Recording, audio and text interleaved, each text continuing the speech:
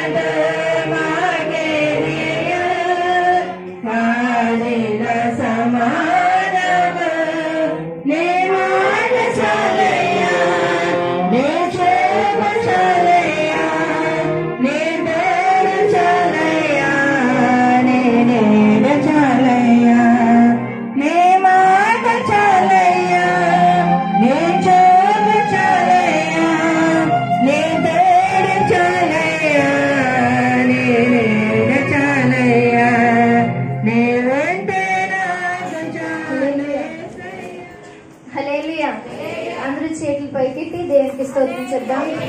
హల్లెలూయా, హల్లెలూయా. గతించిన నెలలని దేవుడు తన కృపలో మన భద్రపరుచుకొని తన కృపని మనకు ఉంచి ఈ 10వ నెలలోనికి మొదటి ఆదివారాన దేవుడు మనల్ని తన బలిష్టమైన రెక్కల నీడలో ఉంచినందుకు మరొకసారి దేవునికి స్తోత్రం చెప్దామా? హల్లెలూయా, హల్లెలూయా. అందరూ బైబిల్లో తెలిసినట్లయితే వాక్యంలోనికి వెళ్దాం. యోహాను సువార్త 15వ అధ్యాయము 16వ వచనాన్ని చదువుకుందాం. యోహాను సువార్త 15వ అధ్యాయము 16వ వచనాన్ని చదువుకుందాం. మీరు నన్ను ఏర్పరచుకొనలేదు, మీరు నా పేరట తండ్రిని ఏమి అడుగుదురో అది ఆయన మీకు అనుగ్రహించినట్లు మీరు వెళ్ళి ఫలించుటకును మీ ఫలము నిలిచిండుటకును నేను మిమ్మల్ని ఏర్పరచుకొని నియమించితిని. చదవబడిన లేఖనాన్ని మీరు అందరూ విన్నారా? నేను మరొకసారి చదువుతున్నాను శ్రద్ధగా. ఇక్కడే మీ మనసులను, మీ ఆలోచన, మీ కళ్ళను, మీ యొక్క చెవులను అన్ని ఇక్కడే పెట్టుకొని దేవుని సన్నిధిలో ఉన్నారు గనుక అది గ్రహించుకొని దేవుని మాటలు మనం విందాం. మరొకసారి నేను చదువుతున్నాను. బైబిల్లో చూస్తున్న వారందరూ నేను చదివే లేఖనం ఎక్కడుందో తీసుకున్నారు గనుక చూడండి. మీరు నన్ను ఏర్పరచుకొనలేదు, మీరు నా పేరట తండ్రిని ఏమి అడుగుదురో అదే ఆయన మీకు అనుగ్రహించినట్లు మీరు వెళ్ళి ఫలించుటకును మీ ఫలము నిలిచి ఉండుటకును నేను మిమ్మల్ని ఏర్పరచుకొని నియమించితిని. ఇక్కడ దేవుడు ఈ వాక్యంలో, ఈ లేఖనంలో మొదటిగా మనకి కనబడుతున్న మొదటి లైన్ లో ఏముంది అని అంటే, మీరు నన్ను ఏర్పరచుకొనలేదు. దేవుణ్ణి మనం ఏర్పరచుకున్నామా? ఎవరైనా ఏర్పరచుకున్నారా? మీలో వచ్చిన వారు యేసయ్యని మీలో ఎవరు ఏర్పరచుకున్నారో చెప్పాలి. ఎవరైనా ఏర్పరచుకున్నారా? దేవుడే మనలను ఏర్పరచుకున్నాడు కదండి. దేవుడు అదే చెప్తున్నాడు, మీరు నన్ను ఏర్పరచుకోలేదు. నేను ఏదైతే ఫలము, ఏదైతే విత్తనం విత్తుతున్నానో ఆ విత్తనం మీరు ఫలించుటకు మాత్రమే, అలా మీరు ఉండటానికి మాత్రమే నేను నియమించుకున్నాను లేదా మిమ్మల్ని ఏర్పరచుకున్నానని దేవుని వాక్యం మనకి కనబడుతుంది. ఇది నా దేవుడు మనతో మాట్లాడుతున్న మాట ఏంటి అంటే, లేదా ఈరోజు మీతో నేను పంచుకోబోతున్న మాట ఏంటి అని అంటే, దేవుడు ఎందుకు మనలను ఏర్పరచుకున్నాడు అనే విషయం మీద నేను ఈరోజు మీతో మాట్లాడనున్నాను. దేవుడు ఎందుకు మనల్ని ఏర్పరచుకుని ఉన్నాడు? అందరూ గుర్తు పెట్టుకుని నేను చెప్పిన మాటను చెప్పండి. దేవుడు ఎందుకు మనలను ఏర్పరచుకున్నాడు? ఈ మాటను మీరు చెప్పండి, మాట్లాడండి. దేవుడు మనల్ని ఎందుకు ఏర్పరచుకున్నాడు? దేవుడు మనల్ని ఎందుకు ఏర్పరచుకున్నాడు? బైబిల్లో చదివేసి చాలాసేపు అయిందండి. మీరు ఇంకా తలల కింద పెట్టించారు. పైకి చూడండి. చదివిన లేఖనం ఇందాకే అయిపోయింది. మాట్లాడినప్పుడు మాట్లాడిన వారి వైపు చూడండి, చదివినప్పుడు చదివిబడిన లేఖనము ఏదైతుందో ఆ బైబిల్ని చూడండి. ఇప్పుడు నేను మాట్లాడుతున్నాను కాబట్టి నా వైపు మాత్రమే చూడండి. ఇప్పుడు మీరు చెప్పండి, దేవుడు ఎందుకు మనల్ని ఏర్పరచుకున్నాడు? మీరు ఎవరు మాట్లాడుతుంది? మీరు మాట్లాడండి. ఒకళ్ళే ఉన్నారా ఇక్కడ? మాట్లాడండి గట్టిగా. ఇది మళ్ళీ లాస్ట్ లో మిమ్మల్ని అడుగుతాను. ముఖ్యంగా మీరు గుర్తు పెట్టుకోండి. ఇక్కడికి వచ్చిన వారందరూ కూడా గుర్తు పెట్టుకోండి. ఈ రోజు దేవుడు మనతో మాట్లాడిన మాట ఏంటి అని అంటే, లేదా మనందరితో చెప్తున్న మాట ఏంటి అంటే, నేను ఎందుకు మిమ్మల్ని ఏర్పరచుకున్నాను, లేదా దేవుడు మిమ్మల్ని ఎందుకు ఏర్పరచుకున్నాడు అని అంటే, మొదటిగా ఇదే గ్రంథము యోహాను సువార్త 15వ అధ్యాయము 19వ వచనాన్ని మనం చదువుకుందాం. మీరు లోక సంబంధులైన ఎడల లోకము తన వారిని స్నేహించును, అయితే మీరు లోక సంబంధులు కారు, నేను మిమ్మల్ని లోకము నుండి ఏర్పరచుకుంటుని, అందుచేతనే లోకము మిమ్మను ద్వేషించుచున్నది. ఇక్కడ దేవుని వాక్యంలో మనకు కనబడుతున్న విషయం ఏంటి అంటే, మీరు లోక సంబంధులైన ఎడల లోకము వారిని స్నేహించును. మనము ఎవరుమంట? లోక సంబంధులైతే, లోకంలో తిరుగుతుంటే, లోకంతో పాటు బ్రతికితే, లోక మనుషులతో మనము కూడా ఉంటే లోకం మనల్ని ఇష్టపడుతుందంట, మనతో స్నేహం చేస్తుందంట, లేదా మనతో ఉంటుందని దేవుని వాక్యంలో సెలవిస్తున్నాడు. అయితే మీరు లోక సంబంధులు కారు. మనం ఎవరు? లోక సంబంధులము కాదంట. ఇక్కడ దేవుడు మనకి చెప్తున్న మాట ఏంటి అంటే, మీరు ఒకవేళ లోకంలో ఉంటే, లోకంలో తిరుగుతుంటే, లోకంతో పాటు నడిస్తే మీరు లోకాన్నే ప్రేమిస్తున్నారు, లోకం మిమ్మల్ని ప్రేమిస్తుంది. అయితే అలా కాదు.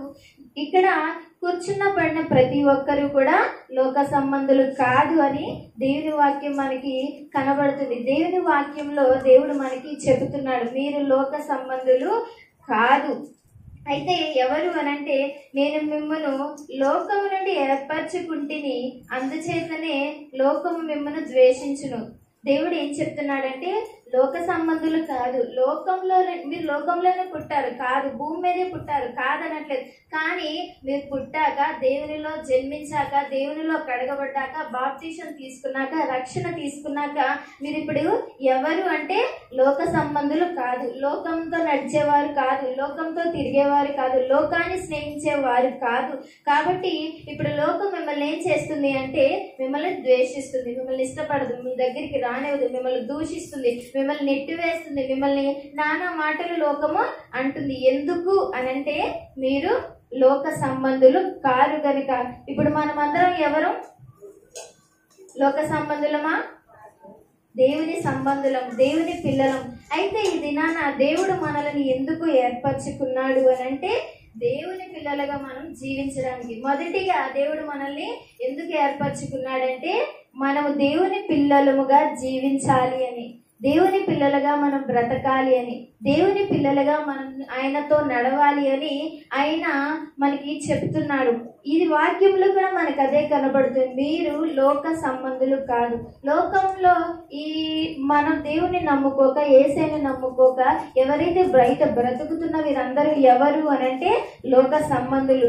అయితే ఇక్కడ ఉన్న మనందరం ఎవరు అనంటే, దేవుని నమ్మిన వారు, రక్షణ పొందినవారు, ఈ లోకంలో దేశాల్లో ఎక్కడైతే ఉన్నారు వారందరూ ఎవరు అనంటే దేవుని సంబంధులు, దేవుని పిల్లలు. గనుక వాళ్ళు ఎలా జీవించాలి అంటే, లోకముతో వేరుగా జీవించాలని దేవుని వాక్యం మనకి సెలవిస్తుంది.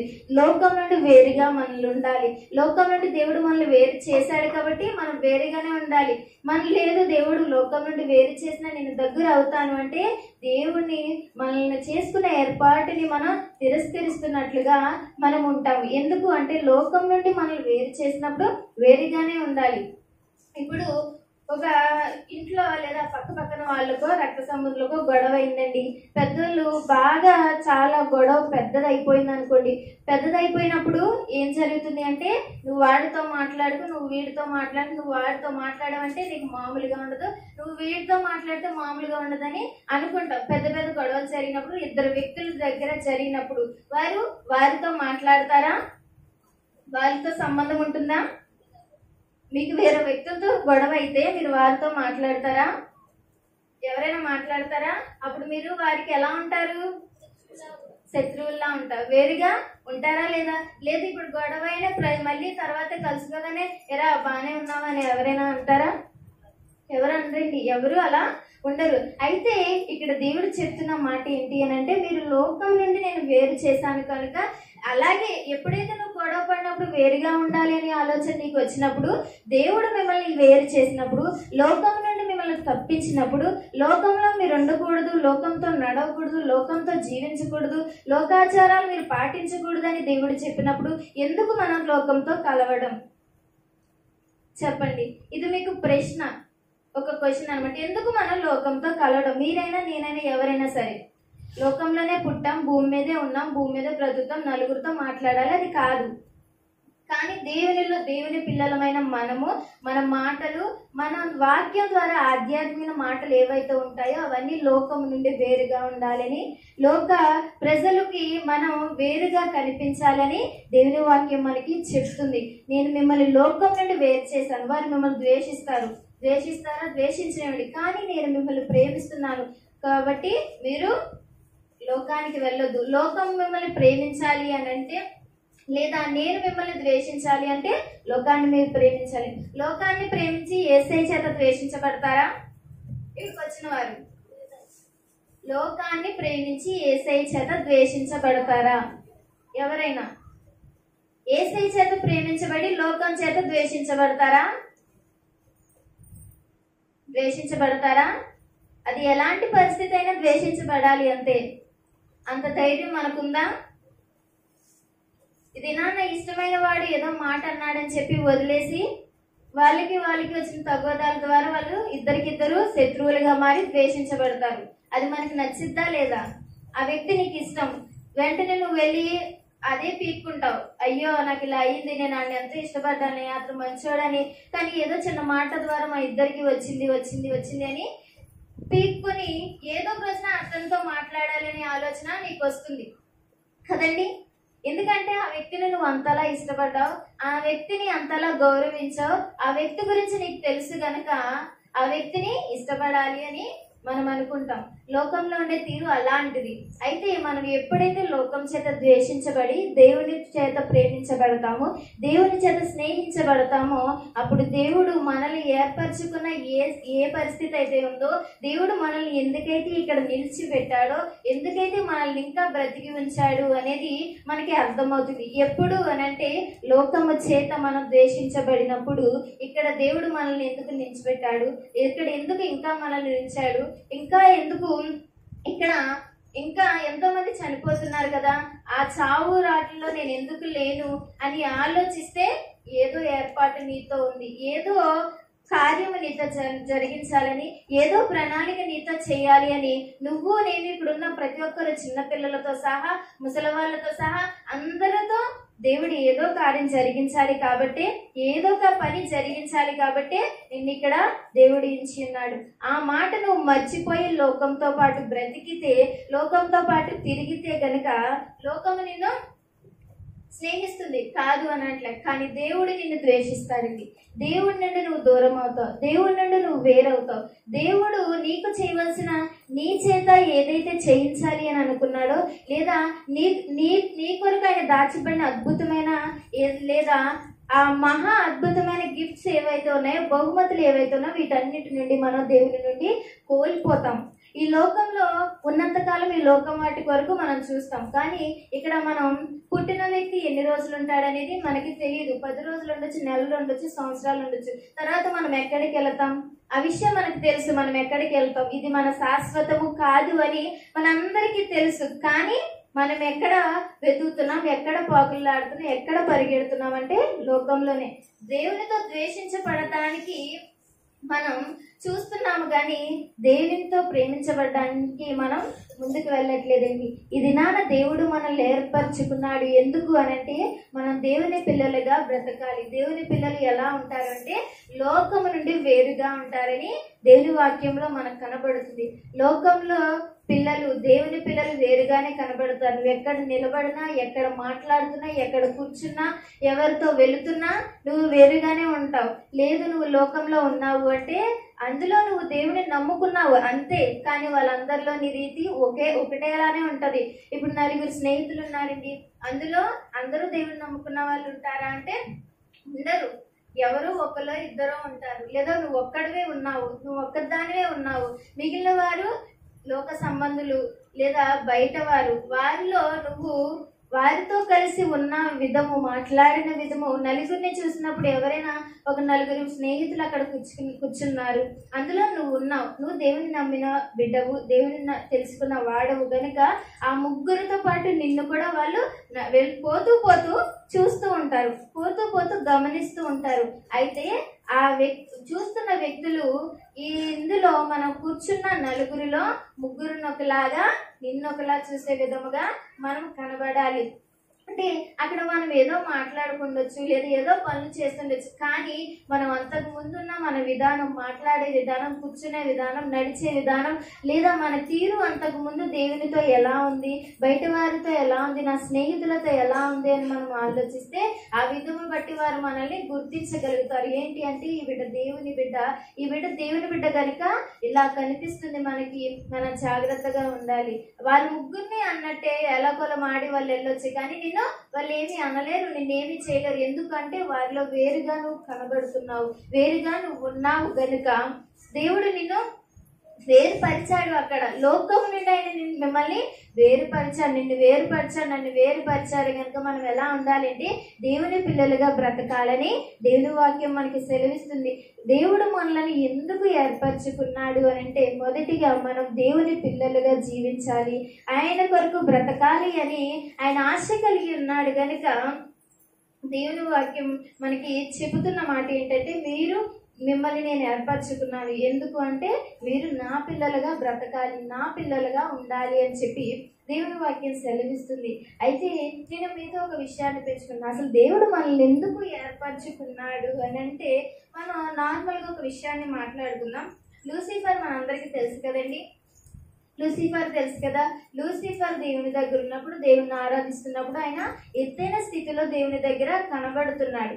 అయితే లూసిఫర్ బాగా దేవుణ్ణి స్తుతించి ఆరాధించి గణపరిచి ఎన్నో అక్కడున్న దేవదూతలు ఎవరైతే ఉన్నారో ఆ దూతలందరికంటే హెచ్చుగా అతడు ఉన్నాడు. దేవుని తర్వాత దూతలకు ముందు ఎవరున్నారు అని అంటే ఈ లూసిఫర్ అనేవాడు మనకి కనపడతాడు. అయితే అతడు అక్కడ ఉన్నంత కాలము దేవుని గణపరుస్తూ ఉన్నాడు, అతన్ని స్తుతిస్తూ ఉన్నాడు.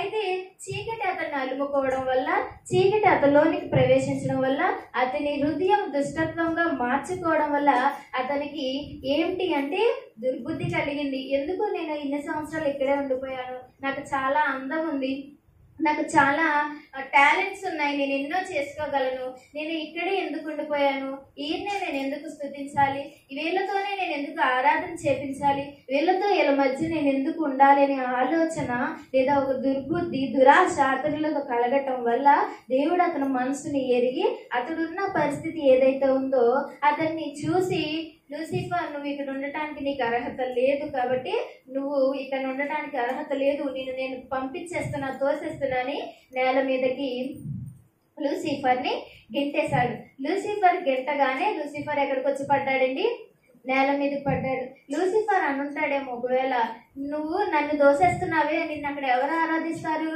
ఎవరు స్తుతిస్తారు, నేను చూస్తాను, నన్నులా నిన్ను ఆరాధించేవాళ్ళు, నన్నులా నిన్ను స్తుతించేవాళ్ళు, నన్నులా నిన్ను కొనియాడేవారు, నన్నులా ఇలాగ వాయిద్యాలు వాయించి నిన్ను గణపరిచేవాళ్ళు ఎవరున్నారో నేను చూస్తాను అని అనుకుంటూ పడుంటాడేమో.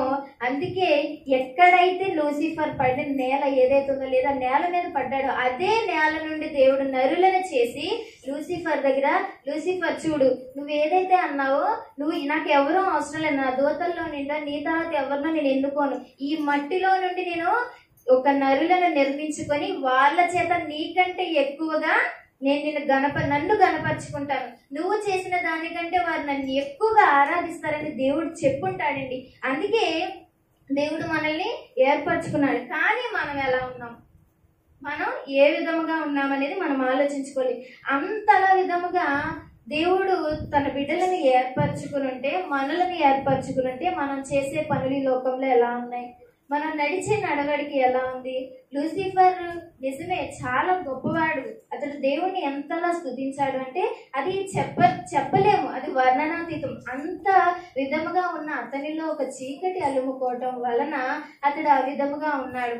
అయితే ఇప్పుడు దేవుడు అదే ఎలా అయితే ఈ లూసిఫర్ గర్వించి దేవుణ్ణి ఇలా అని వెళ్ళుంటే, దాన్ని బట్టి ఒకవేళ దేవుడు మనల్ని చేసుకుని ఉంటే మనం ఇంకెంత విధముగా ఉండాలనేది మనం ఆలోచించాలి. నేను చెప్పిన మాట మీకు అర్థమైంది కదా. ఒకవేళ లూసిఫర్ నిజంగానే నువ్వు నాకంటే ఎక్కువ ఎవరిని ఆరాధిస్తాడు అని పడిపోయి ఉంటే, దేవుడు ఆ ఆరాధన అతనికంటే గొప్పగా నా పిల్లలైన వారు నేను సృజించుకుంటాను, నేను చేసుకుంటాను, వాళ్ళ చేత నీకంటే ఎక్కువగా నేను గణపరుచుకుంటాను, వాళ్ళ చేత నేను ఎక్కువగా మహిమపరచబడతాను అని దేవుడు చెప్పి తన తీర్మానం చేసుకుని ఉంటే, దేవుడు అట్టి రీతిగా ఉంటే ఆలోచించండి ప్రియ సంగమా, ఈరోజు మనం ఎలా ఉన్నాము. నిజంగా దేవుడు అన్న రీతి అపవాదితో లేదా లూసిఫర్తో అన్న మాటను మనం నెరవేర్చిన వారిగా ఉన్నామా లేదా, దేవుని గణపరిచే వారిగా ఉన్నామా లేదా, దేవుని స్తుతించిన వారిగా ఉన్నామా లేదా.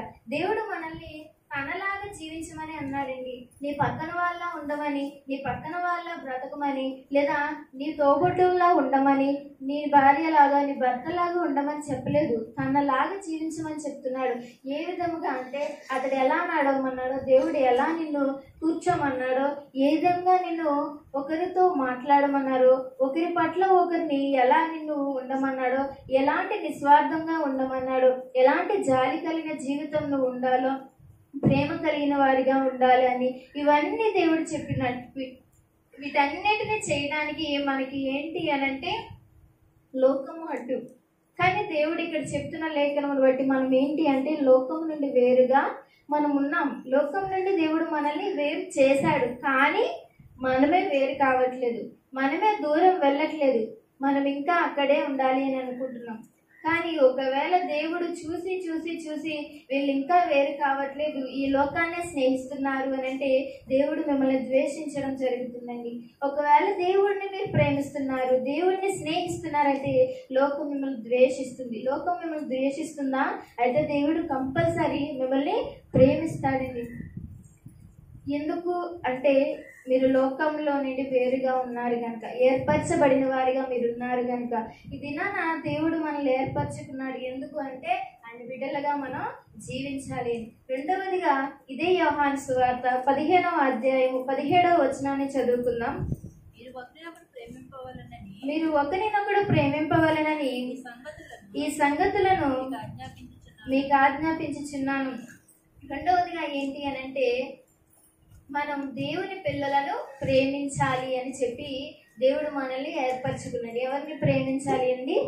దేవుని పిల్లల్ని ప్రేమించాలి. దేవుని పిల్లలను ప్రేమించాలని దేవుని వాక్యం సెలవిస్తుంది. ఇక్కడ కనబడుతున్న మాటలో దేవుడు తన శిష్యులకు చెప్తున్న మాట ఏంటి అంటే, అక్కడ శిష్యులతో మాట్లాడుతున్నాడండి దేవుడు. మీరు ఒకరినొకరు ప్రేమించుకోవాలి, ఒకరినొకరు దోషించుకోకూడదు, మీరు నా బిడ్డలు, నేను చెప్పినట్టు మీరు ఉండాలి అని చెప్పి వారికి హితబోధ చేస్తున్నాడు. అయితే ఈ దినాన అదే బోధ మనకి కూడా ఏంటి అనంటే, మీరు ఒకరినొకరు ప్రేమించుకోవాలి, ఒకరినొకరు ద్వేషించుకోకూడదు, లేదా ఒకరి మీద ఒకరు కోపతాపాలు ఉండకూడదు. మీరు ఒకరినొకరు మంచిగా హెచ్చించుకుంటూ ప్రేమించుకుంటూ ఉండాలని దేవుని వాక్యం సెలవిస్తుంది. ఈ రోజు దేవుడు మనల్ని ఎందుకు ఏర్పరచుకున్నాడు అనంటే, రెండవదిగా దేవుని పిల్లలను మనం ప్రేమించడానికి. కానీ ఈరోజు మనల్ని ఎవరిని ప్రేమిస్తున్నాము అనంటే, లోకంలో ఉన్న హీరోయిన్స్ని, ఇంకా ఎవరు రాజకీయ నాయకుల్ని, కొన్ని మోటివేషనల్ స్పీకర్స్ని ఉన్నారు కదండి. చాలా మందికి చాలా ఫ్యాన్స్ ఉంటారు కదండి, ఫాలోయింగ్ చాలా మందికి ఎక్కువే. మన నుండి కదండి, మన నుండి యవనస్తులైన వారు కానీ పెద్దల్లో కూడా చాలా మందిని ప్రేమిస్తారు. వాళ్ళు దేవుడు లోకముని ఎంతగానో ప్రేమించాడు అనేది మాట నిజమే. కానీ ఆ లోకంలో ప్రేమించబడిన వారు దేవునిలోనికి వచ్చారా? దేవుడు ప్రేమిస్తున్న ఆ లోకము దేవునిలో, ఆ ప్రజలు ఎవరైతే ఉన్నారో దేవునిలోనికి వస్తే నువ్వు వాళ్ళని ప్రేమించు, కాదనట్లేదు. వారు లోకము నుండి లోకములతో పాటు ఉన్నారు, లోకంతో పాటు ఉన్నారు. నువ్వు లోకానికి వేరుగా ఉన్నావు. నువ్వు లోకానికి వేరుగా ఉన్నప్పుడు దేవుని పిల్లల్నే నువ్వు ప్రేమించాలి. లోకంతో కలిసి ఉన్న వారిని నీకెందుకు? నీకేమి పని? వారు నీకేమైనా చేసి పెడతారా అంటే ఏమీ లేదండి. కానీ మనం ఏంటి అనంటే దేవుని పిల్లలను ప్రేమించడం మానేసి లోకంలో తిరుగుతున్న వారిని, అది ఎవరైనా కావచ్చు, ఒక రాజకీయ నాయకులు, హీరో హీరోయిన్సే కాదండి. కొంతమంది స్నేహితులను ఇష్టపడతారు, కొంతమంది కుటుంబస్తులను ఇష్టపడతారు, కొంతమంది భార్యాభర్తలు. కాదు, ఈ ప్రేమలన్నీ పర్వాలేదు, కానీ దేవుని కంటే ఏది ఎక్కువ కాదు. దేవుని తర్వాత వీళ్ళందరినీ మనం ప్రేమించాలి. ఎప్పుడు అంటే వారు దేవునిలో ఉన్నప్పుడు మనం వాళ్ళు ప్రేమించాలి. దేవునిలో ఉన్న వాళ్ళని మనం ప్రేమిస్తే మనము కూడా ఏ విధముగా ఉండాలి అనేది మనకి తెలుస్తుంది. ఇప్పుడు లోకంలో ఉన్నవారు వాళ్ళు ఏ పనులైనా చేస్తారండి. నువ్వు ఒక స్నేహితులు నీకు ఉన్నారనుకోండి, ఆ స్నేహితురాలిని లేదా స్నేహితులను చాలా ఇష్టపడతావు. నువ్వు చిన్నప్పటి నుండి అతనితో స్నేహం చేసావు, అయితే అతను లోకంలో ఉన్నాడు, నువ్వు దేవునితో ఉన్నావు. అయినా మీరిద్దరు స్నేహబంధం బాగానే ఉంది, కానీ అతడు లోకంలో చేస్తున్న పనులు ఏవైతే ఉన్నాయో వాటికి నువ్వు దూరంగా ఉండాలి.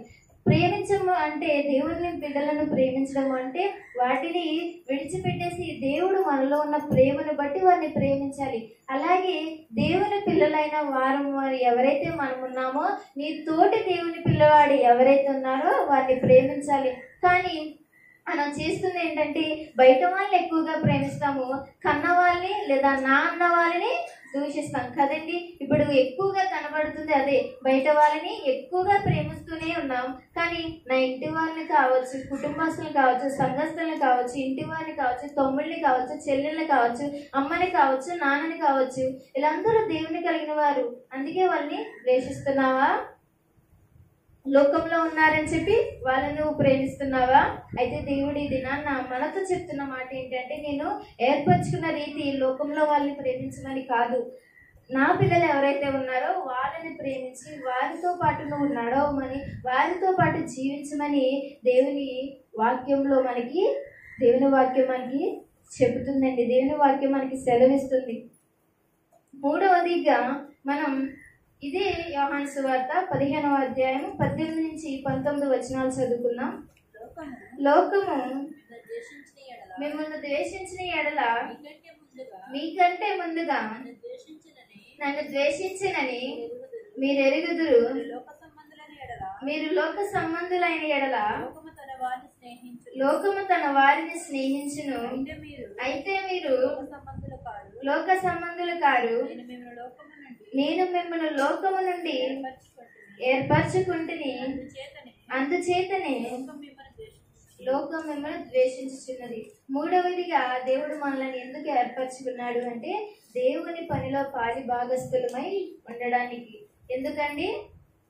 దేవుని పనిలో పాలు భాగస్థలమై ఉండడానికి, పాలు పంచుకోవడానికి. ఎందులో అంటే దేవుని పనిలో పాలు భాగస్థలమై ఉండాలని దేవుడు మనల్ని ఏర్పరచుకున్నాడు. ఈ లేఖనంలో దేవుడు మనకి చెప్తున్న మాట ఏంటంటే, లోకంలో నుండి నేను వేరు చేశాను కాబట్టి నీవు ఎవరితో పార్ట్నర్షిప్ లో ఉన్నావు, ఎవరితో ఉంటున్నావు, ఎవరితో నీ పని ఉంటుంది, నువ్వు తోడివాడితో ఉన్నావు, లేదా దేవుని సేవలో ఎవరితో ఉన్నావు అనేది మనం గ్రహించుకోవాలి. లోకంలో నుండి మనం వేరుపరచబడ్డాము గనుక మనం ఎవరితో పాలిభాగస్థులమై ఉండాలి అనంటే దేవుని పనిలో ఉన్న వారితో, దేవునితో, దేవుని సేవకులతో. దేవుని పిల్లలు ఎవరైతే దేవుని సేవకులతో పాటు పరిచర్య చేస్తున్నారో, సంఘంలో పరిచర్య చేస్తున్నారో, లేదా సంఘంలో ఏవైతే పనులు చేస్తున్నారో, సమాజంలో దేవుని పిల్లలు ఎలా అయితే వాడబడుతున్నారో వారితో నువ్వు పాలిభాగస్తులై ఉండాలని దేవుని వాక్యం సెలవిస్తుంది. దేవుని కొరకు దేవుని పనిలో పాలిభాగస్తులమై ఉండాలి. కానీ ఈరోజు మనం ఎక్కడ ఉంటున్నామంటే పనిలో పాలిభాగస్తులమై ఉంటున్నాం కదండి, లేదా స్నేహితులతో వారు చేసే పనుల్లో పాలిభాగస్తులమై ఉంటున్నాం కదండి. ఎలా ఉండాలి అనంటే మనం దేవునితో ఉండాలి, దేవుని పనిలో మనం ఉండాలి, మనం చేసుకునే పనిని మనం చేసుకోవాలి. దానితో పాటు మనం దేవుని పని కూడా మనం చెయ్యాలని ఈరోజు దేవుడు మనతో చెప్తున్నాడు. ఎందుకు మిమ్మల్ని ఏర్పరచుకున్నాను అని అంటే ఊరికనే ఉండటానికి కాదు, ఈరోజు వచ్చి వాక్యం విని వెళ్ళిపోవడానికి కాదు, పాట ఇవ్వగానే పాట పాడేసి వెళ్ళిపోవడం కాదు, ప్రార్థన చేయమనగానే ప్రార్థన చేసేసి వెళ్ళిపోవడం కాదు. కానీ వీటన్నిటితో పాటు ఇంకా దేవుని పని ఉంది. ఇంకా ఏదో దేవుడు తన పనిలో నిన్ను ఉంచాలి అని అనుకుంటున్నాడు. వాటిలో కూడా నువ్వు నిలబడాలి.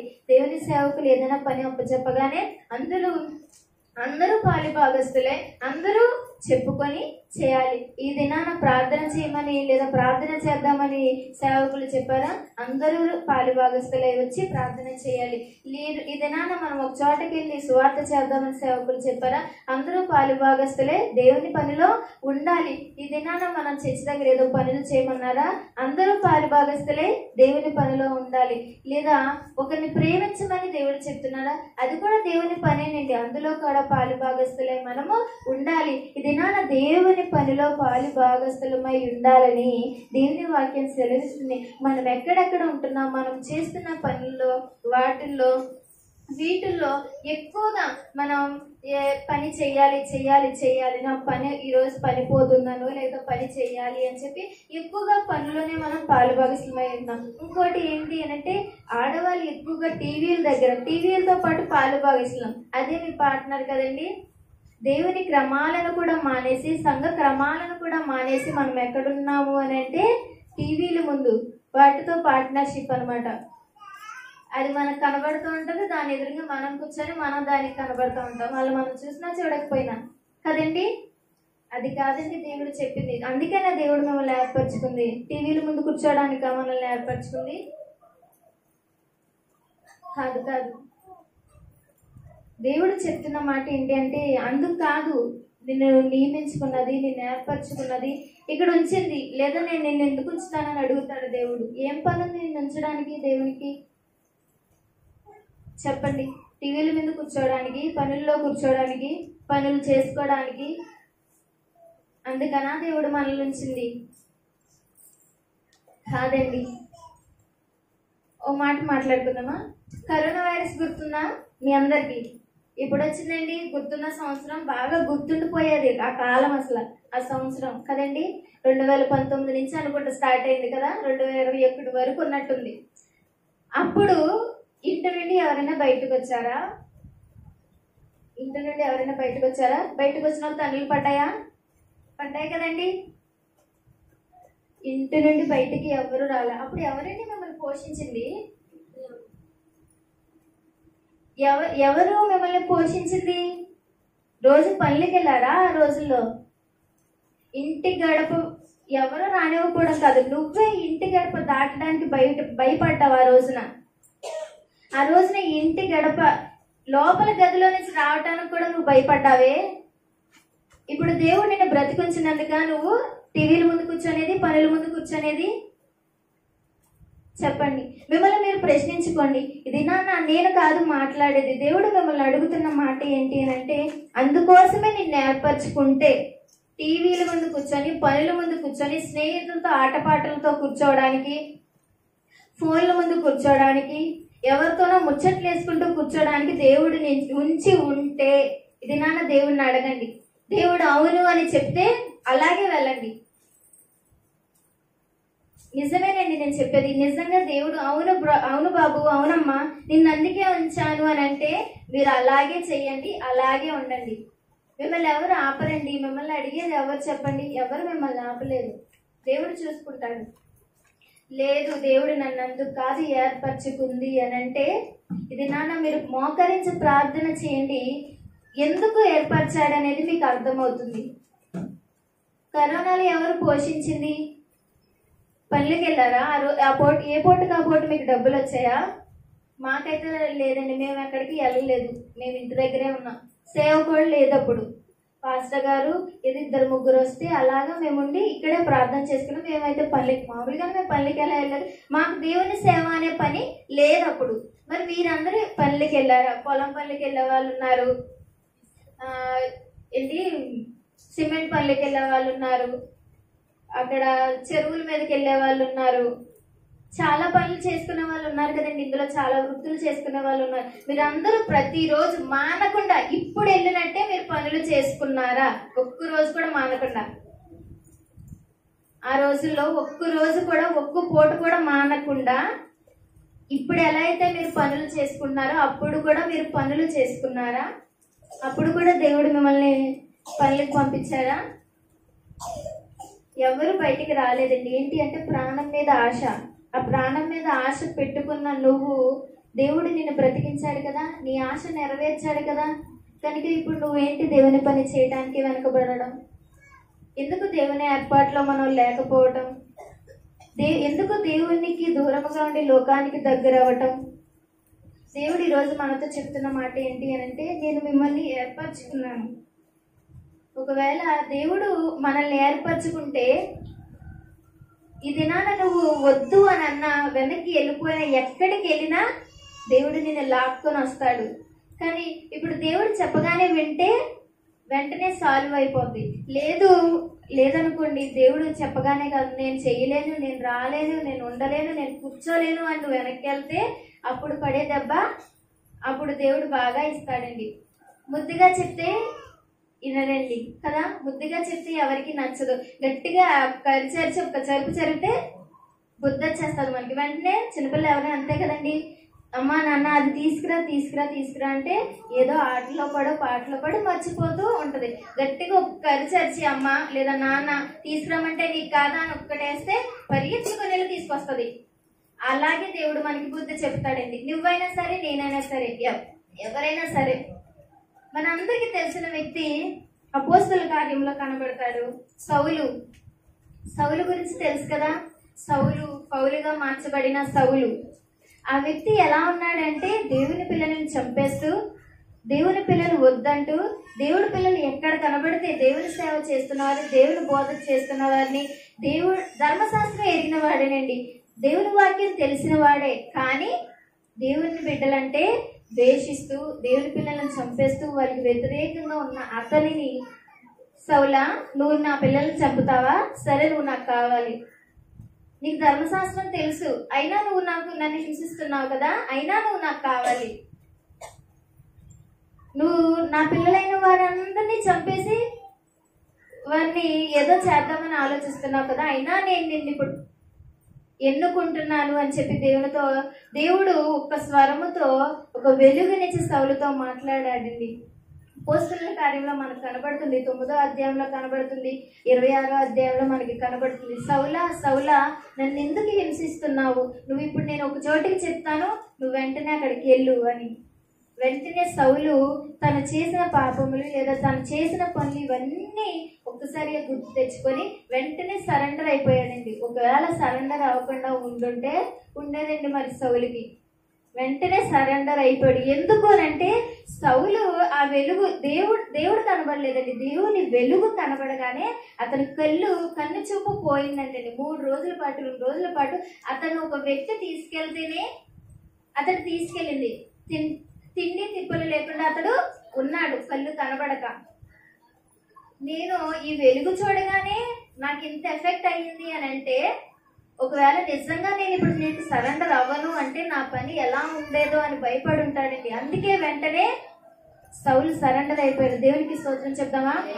హల్లెలూయా.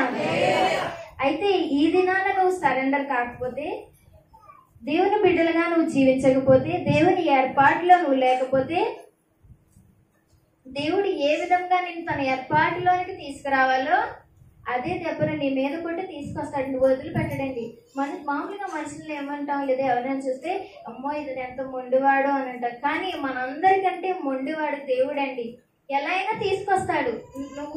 నువ్వు రాను అని పట్టుకూర్చున్నావు, ఇంటిని పట్టుకూర్చున్నావు, మంచాన్ని పట్టుకూర్చున్నావు, స్తంభాన్ని పట్టుకూర్చుకున్నావు, లాక్కొచ్చుకుంటాడు ఆయన.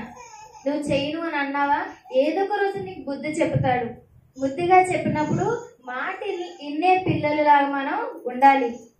మారం చేసే పిల్లలలాగా మనం ఉండకూడదండి. ఇది నాన్న దేవుడు మనతో మాట్లాడుతున్న, మనతో చెప్తున్న మాట ఏంటంటే, నువ్వు దేవుని ఏర్పాటులో ఉన్నావు గనికే ఇది నాన్న ఇక్కడ కూర్చున్నావు, ఇక్కడ నువ్వు పని చేసుకుంటున్నావు, నీకు ఊపిరుంది. దేవుని ఏర్పాటులో ఉన్నావు గనుక నీకు ఊపిరుంది. కనుక దేవుని ఏర్పాటులో ఉన్నా నువ్వు ఎలా ఉండాలి అనేది మనం ఆలోచించాలి. దేవుని పిల్లల్లా మనం జీవించాలి. జీవిస్తున్నావా? దేవుని పిల్లలను ప్రేమిస్తున్నావా? దేవుని పనిలో పాలుభాగస్థులమై ఉండాలి. ఆ విధంగా నువ్వు ఉన్నావా అనేది మనం ఆలోచించుకోవాలి. ఇప్పుడు చెప్పండి, నేను ముందే ఏం చెప్పాను? ఏం గుర్తు చేయమని చెప్పాను? చెప్పండి, చెప్పాలి అందరూ కదా. దేవుడు మనల్ని ఏర్పరచుకున్నాడు. ఎందుకు ఏర్పరచుకున్నాడు మీ అందరికి అర్థమైందా? ఆలోచించండి. ఇప్పుడు వద్దులేండి, మీరు ప్రార్థన చేసినప్పుడు, ఇంటికి వెళ్ళినప్పుడు మీరు ఆలోచించండి, ఎందుకు దేవుడిని ఏర్పరచుకున్నాడు, అయినా నేను ఎందుకు ఇలా ఉన్నానని ఆలోచన మీకు వస్తే వెంటనే ప్రార్థన చేయండి. దేవుడు మీకు మార్గాన్ని తెరుస్తాడు. ఈ యొక్క మాటలు దేవుడు మన వెనుకల్లో దీవించి ఆశీర్వదించును గాక. ఆమేన్.